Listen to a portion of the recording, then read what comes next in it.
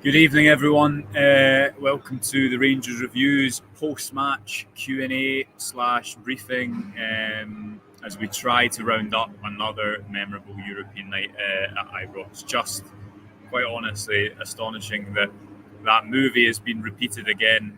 By no means is that a complaint. It was absolutely fantastic, but Rangers just continue to defy expectation. In European competition, and it was absolutely great fun. Do get in any comments or suggestions about the game that you may have. I think this one probably sums it up very aptly so far. What a night it was. It didn't look like it was going to be that way for a while, up until Rangers managed to get a penalty for a handball just before half time. But as soon as that second half kicked off and Rangers raised the tempo, it was just another fantastic evening. I put out a tweet after and I said something like exhilarating and brilliant all in the same sentence, and that's what football's supposed to be. And that is it. That's ultimately why everyone's here, to enjoy themselves, to get return for all the passion that they exert in following their team. And I think that's why nights like this are so special, because it's such an outpouring of emotion. So let me know who you thought your man of the match is, or was, sorry, what you thought about the overall performance. If you didn't watch that game, I don't know what you were doing that could have possibly been better, but I'll take you through it quickly if I can remember. Rangers very much set out their stall to attack. Had a lot of the ball, a lot of the territory in the first half without really doing anything that upset the Union defence. I thought that the play was quite pedestrian, too harsh, but it was comfortable. It wasn't quick enough to really capitalise or punch through any gaps in the Union defence. And actually, I thought that the problem was on the left-hand side, which is ironic because all three goals would come from there. But I thought when Barisic got the ball, he was turning in a lot. He wasn't passing the ball forward to Lawrence, who was making a couple of nice runs. Kent was doubled up on really often, and Rangers just didn't really seem to have a kind of a route beyond.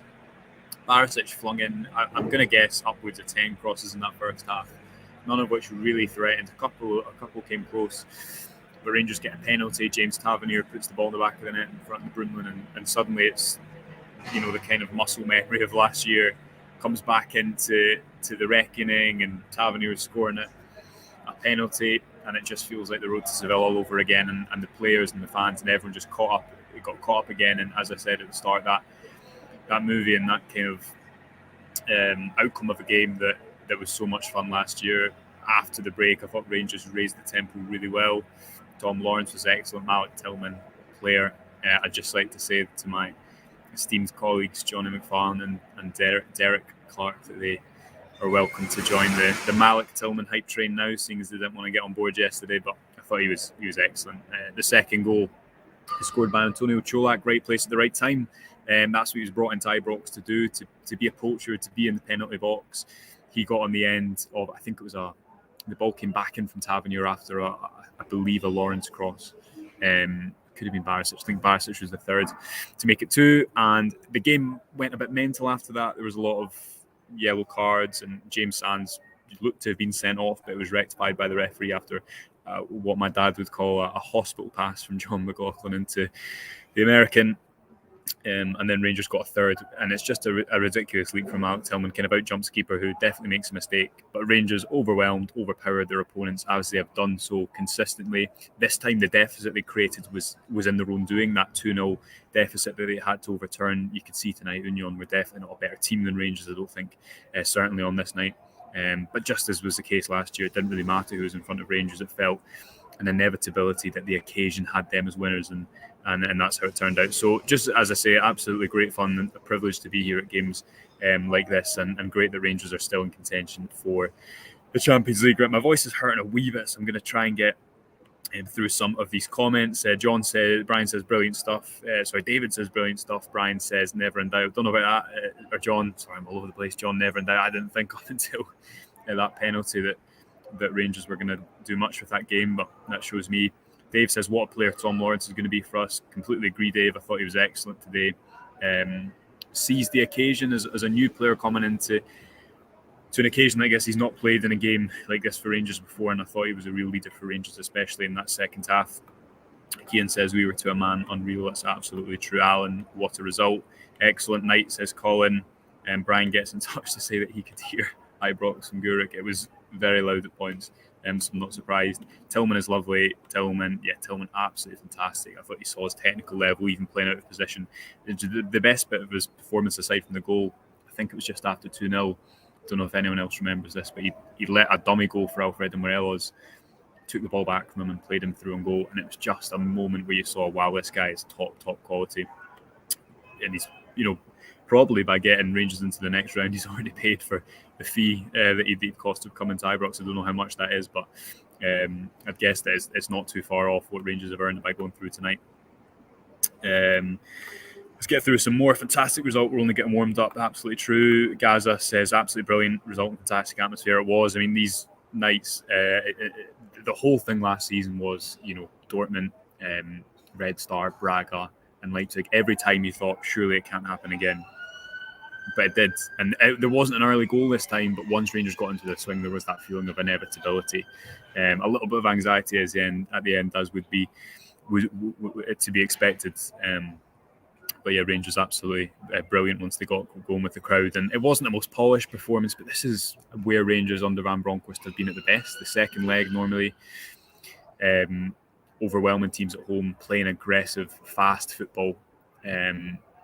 And that was the difference tonight. Let's get through some more. Stephen says, absolutely brilliant. Thanks for all these comments. Loads and loads of these coming on. Ian says, what do you think of Sands' performance? Thought he was okay. People are tearing him to shreds. I kind of agree with you, Ian. He had a difficult task because it's a 2v2 constantly at the back. He was playing on a yellow card. He made a couple of mistakes, but no more than the rest of the team. Kent, Barisic turned the ball over loads. So, I thought he had a decent performance, and again within the context of playing a high line, playing on his weak side in terms of playing at the left centre back role's right footer, playing on a yellow card. I thought he did pretty well. Where are we else we going? Darren says Tillman kicked us up another gear. So excited by him already. Tom Lawrence was incredible. Tillman and Tom Lawrence getting a lot of love in the comments. Van Bronckhorst was just speaking in the press conference there, and I'm not surprised about that whatsoever, because I thought they were both absolutely brilliant. New players coming in to the club, and they did a great job. My own dad, they're getting in touch to say wow, and I think that's again pretty apt of what the night kind of entailed. William, I'll say it again, just signed Tillman already. Best team display in a while. Lundstrom and Tillman were on another level. Yeah, Lundstrom was brilliant tonight. I thought he really dominated the midfield, and he had a difficult task because he was playing on his own. He didn't have a sitter with him. What I will say about this game is I think it's going to persuade a lot of people that Rangers shouldn't be playing with two holding midfielders. Domestically, I'm kind of part of the camp. I can see the logic behind it to control games, but I thought when you've seen Tillman and Lawrence in there together with Kent, although Kent, I thought he looked a little bit rusty and was marked at the game, but he had two players on him for a lot of it, so it's difficult for him to make an impact. I think that's definitely a vindication for those of you who are calling for two attacking midfielders to play for the whole game. Let's see if we can get through some more comments. Definitely a very different second half to the first half. Jimmy says, get McGregor between the sticks. I thought that John McLaughlin, he did play that hospital ball, but he also made a really good stop 1v1. I think you have to stick with the goalkeeper. At one point, you have to have a number one. Goalkeepers will make mistakes. McLaughlin will make mistakes, and it very much seems like he is Van Bronckhorst's choice at the moment. Where else? Donald says, I wouldn't get ahead of ourselves yet. Good result, as last season told us we haven't won anything yet. That's true, Donald, but I think these nights are also to be enjoyed, mate. If you can't enjoy a 3-0 European win at home, I don't think you can enjoy that much. But it was a memorable night. Again, the Wasp gets in touch to say, Tav, what an athlete. I thought he was so aggressive in the first half, counter press and winning the ball back high up the pitch after Rangers lost it. He just kind of continues to exceed expectation with his physicality and how long he can go for. As Can gets in touch to say, get Tillman bought ASAP. The Hebridean Bear says, I think Cholak will be a firm fan's favourite. He is what we've been needing.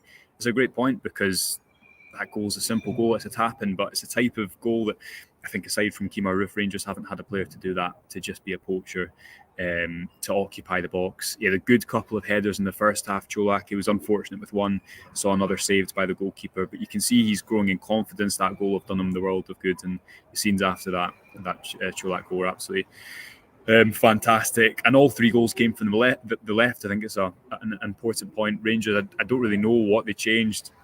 I'm sure I'll be going back to watch the game, and because I don't think I'll be sleeping much tonight, up early to dissect it for the website tomorrow. Remember as well, as you can see the ticker below, £2 for 2 months at the moment.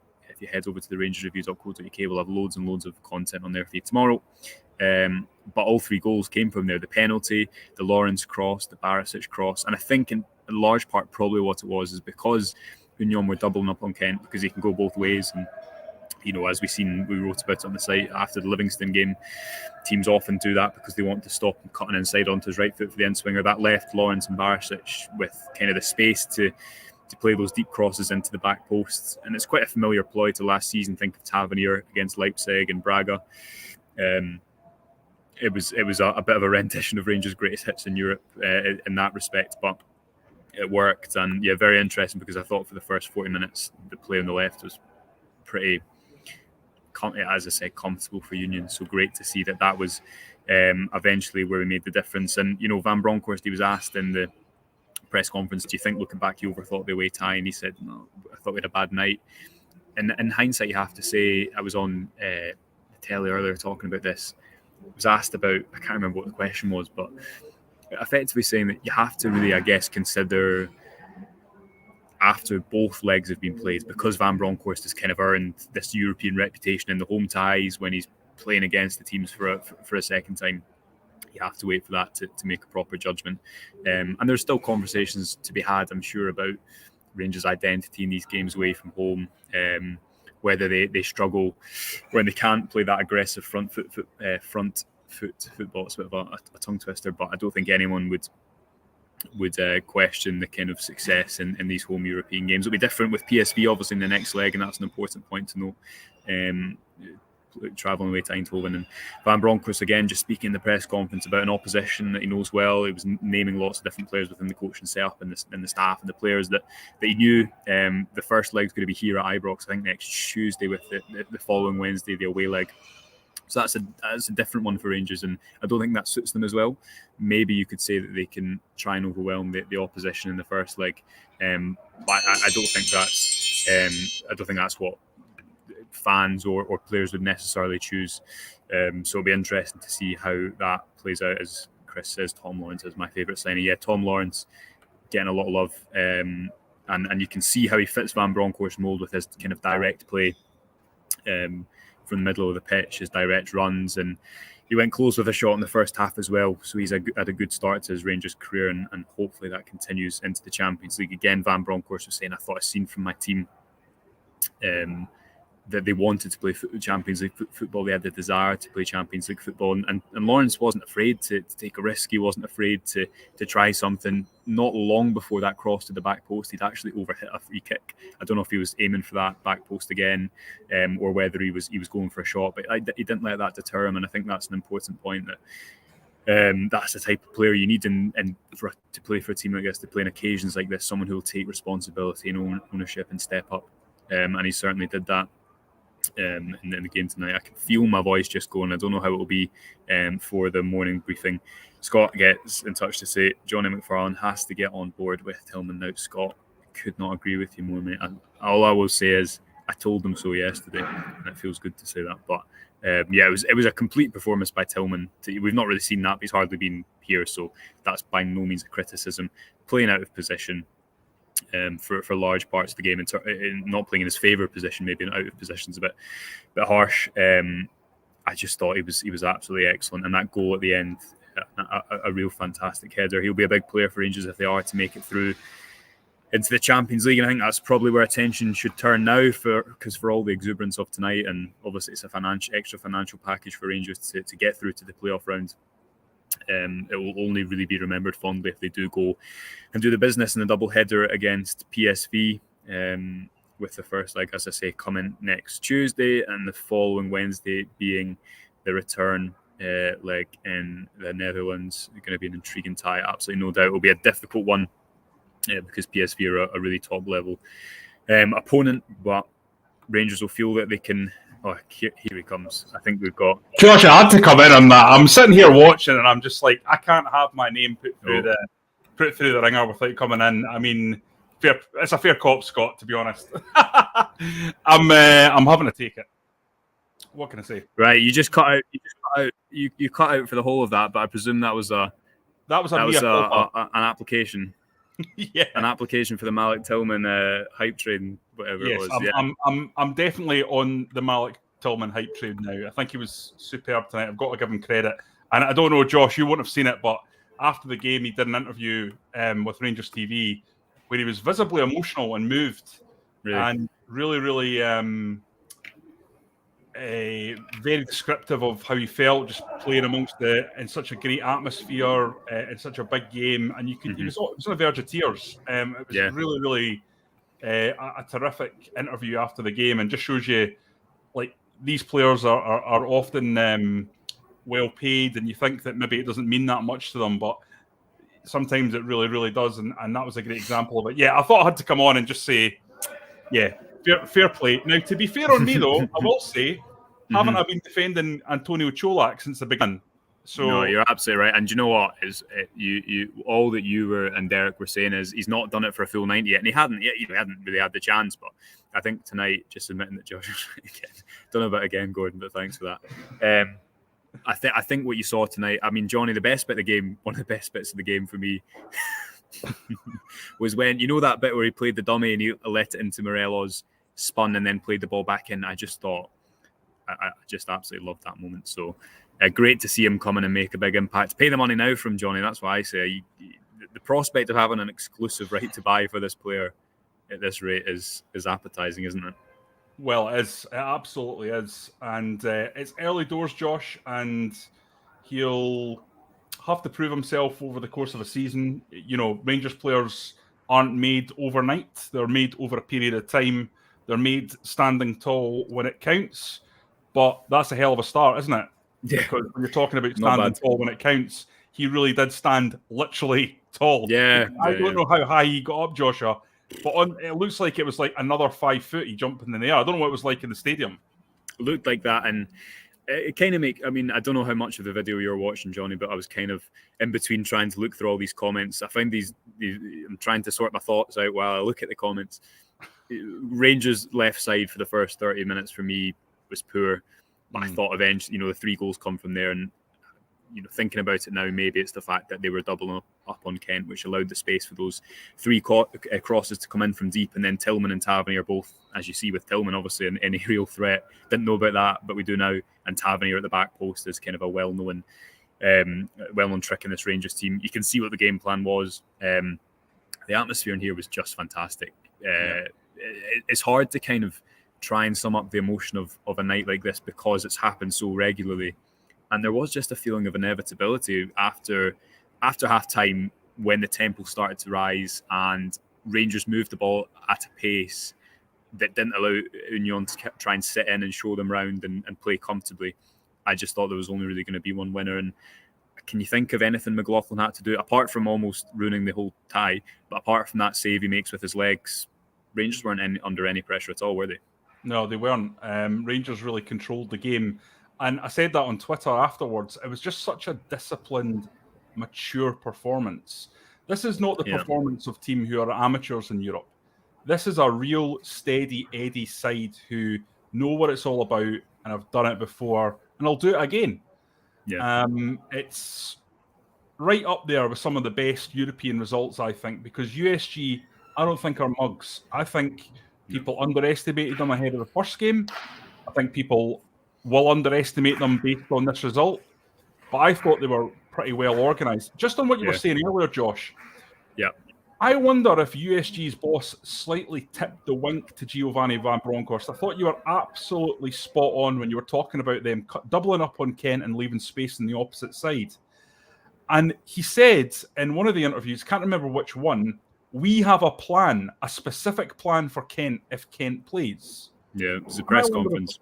I wonder if Gio almost thought, okay, Okay, well, yeah, it's the old kind of, it's what people have spoken about with Matondo coming in as well, is the fact that Kent so often has these two players on him, and that might nullify his threat, but it means that the team are understaffed in another area of the pitch. And obviously that did mean that maybe Rangers could get the overload on the right, but also that for the Barisic cross, for the first and third goal, although one was after a corner, I think that was maybe Tillman's, or a free kick.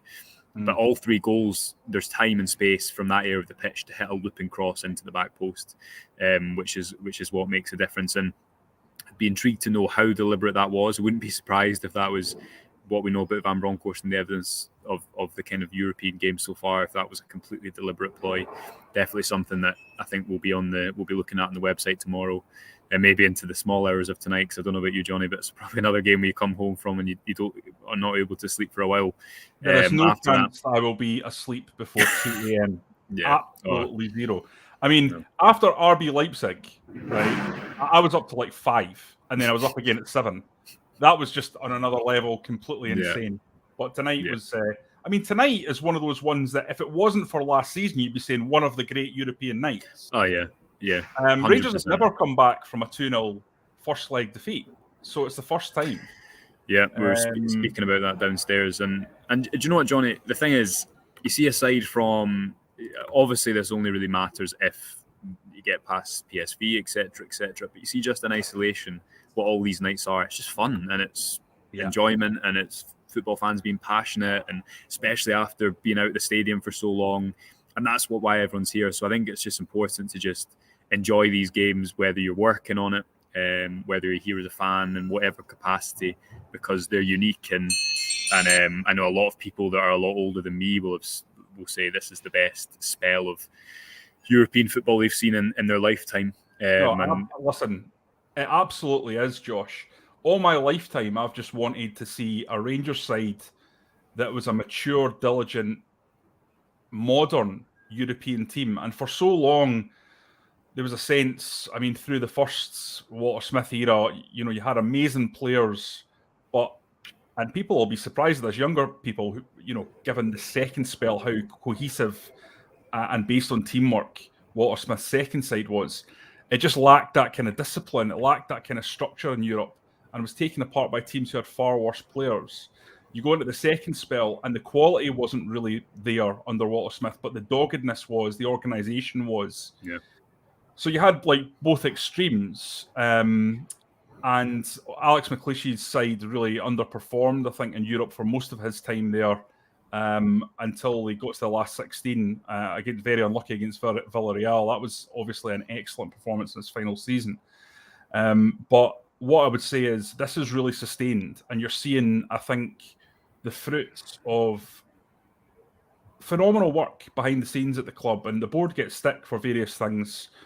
But to get Rangers to this position as a European force after 6-7 years at the helm, from where Rangers were when they took over, is remarkable. And, they've not got everything right. And certainly since Ross Wilson's come in, he's not got everything right. But I think the evidence is pretty insurmountable that majorly good work has been done overall. And Rangers are back being a truly respected European side. When was the last time we could genuinely say that over a period of time about Scottish clubs? Yes, of course, there's been seasons where they've done well, but this is a team that's been pretty consistent now over 4 years, and the whole of the Scottish game is going to benefit from that. And I hope that is really acknowledged across the comment on this game, because Rangers are really, really flying the flag. Well done to Dundee United, fantastic result for them. We need more of it, and the more of it, the better. And we'll have maybe 2 teams in the Champions League from the start in future, if it can keep going. Yeah, absolutely. Well, I've seen a lot of comments saying, am I staying in the stadium all night? Yes, he's camping out. That's it. I think I'm one of the last people here. It's a good time, John, as well. I've got over 1,000 people on at the moment, so it's just a good time, obviously, to say if you've not subscribed to the YouTube channel, please do hit the notification bell. That subscribe button, folks. Come on. Yeah, and subscribe. And as well, you can support us by subscribing to the website. We'll have loads and loads of analysis content on there tomorrow. So you can see the ticker going below me. Finally, Johnny, touching on PSV. Van Bronckhorst, just before he came on, I was saying he was speaking about the people that he knows involved with the club now. Obviously, it's familiar to him. He said it'd be nice to be back in Holland after so many months in Glasgow for a few days. It's going to be difficult. And the first leg is at Ibrox, which is, I didn't realise because I was about to book flights on the 16th and the 17th of August. I'm glad I didn't do that. What do you think about that, Ty? We're obviously going to look at them in great detail over the next kind of couple of weeks. It's going to be difficult, but equally it kind of feels like that's been the case throughout this whole European journey under Van Bronckhorst. And if Rangers can do what they've done before, they are, of course, capable of making it into the group stage. Yeah, absolutely. I mean, Rangers have beaten, I think, better sides, you would say, than PSV. Now, I've not sat down and looked at them in massive detail, but teams like Dortmund and Red Bull Salzburg, I think, would be considered better teams based on recent European performances. I mean, ultimately, they have some good players. They have spent a reasonable amount of money, and they've obviously beaten a very, very good side in Monaco, and there's no messing about with that. They will be a really, really tough ask, but I don't think PSV will be particularly happy about facing the Europa League finalists. Yeah, and they also, I mean, I seen today on Twitter that apparently Sky Sports are reporting that Man United are in for Gakpo, who's one of their, maybe arguably their best players. So fingers crossed that goes through before one of the legs. I think that obviously Xavi Simons was a player that was linked quite strongly with Rangers. Joey Veerman, another one. That's two, I think, very, very silky, high-quality ball-playing midfield players. Veerman, kind of like a deep-lying playmaker when we looked at him, but I don't know if he's playing a bit further forward now, Josh, because that's 2 goals in both games. Yeah. Well, 2 goals across the 2 games is a more accurate way of putting it, but he's clearly making a big impact in massive games. And I know that Steven Gerrard was really, really keen to bring him to Ibrox, but unfortunately, with Rangers getting put out by Malmo, there wasn't the funds to go and splash out £6-7 million to get him, which is what Heerenveen were wanting at the time. So it'll be interesting to see just how good he is. As you say, there are a number of good players there. But the one that stands out to me, Josh, is Luc de Jong. Now Luc de Jong set up the second goal and scored the third. He's a big, robust striker, 6'2", 31. He's been around the block in terms of he's had a number of big money moves, and quite a lot of them haven't worked out. He went to Borussia Mönchengladbach after scoring basically a goal every 2 games at 20. That didn't work out. He went back to PSV, was an absolute machine, 94 goals in 159 games. Got himself another big money move to Sevilla, didn't work out. Then he got an unbelievable move to Barcelona, but I think it was it was almost like he was a sort of slight joke figure and emblematic of their malaise while he was there. He only made 21 appearances, getting 6 goals. But he's a target man. He's effective. I think he'll cause problems. And if you look at the way Rangers have played in terms of set pieces and their weakness in that area, Josh, he's a guy that can cause major problems if you don't get on top of him. And I think Rangers need to get Ben Davies in and get him up to speed, because while I think James Sands has done a really good job, I like him as a player. If I'm going to go and spend a 3.75 million to get a guy from Liverpool, I'm wanting him in the team for these games. Yeah, so I think he needs to play at the weekend. Yeah, definitely. I mean, I was going to say St Johnstone, a good few days away. I'm kind of I don't know how much of a pre-season Ben Davies had, but I don't think he went on Liverpool's tour, and they were away, all over the place, weren't they? So maybe that's just been a case of getting him up to speed. I've just Darren's comment here saying Sangare, I think is how you pronounce it. I forgot about him as a top player. Darren is absolutely right. He is a brilliant midfielder. So it'll be a big task for John Lundstrom, but he's done it before. Listen, Johnny, I need to get the subway, mate. So I'm going to go book some flights, write a piece. I thought you bought the car. You were asking me about the. I was, but then it's a long story. Josh has letting 971 people down here. But to be fair, we've had 29 minutes of us. I think everyone's probably had enough. And if you want more, you can come back tomorrow morning, can you? 9:30 tomorrow, we'll be up bright and breezy, having had about 4 hours sleep. So there you go. Absolutely. Coffee in hand. Perfect. Well, thanks, Johnny, for coming on impromptu. Thanks, everyone, for joining another famous European night at Ibrox. We'll speak to you in the morning.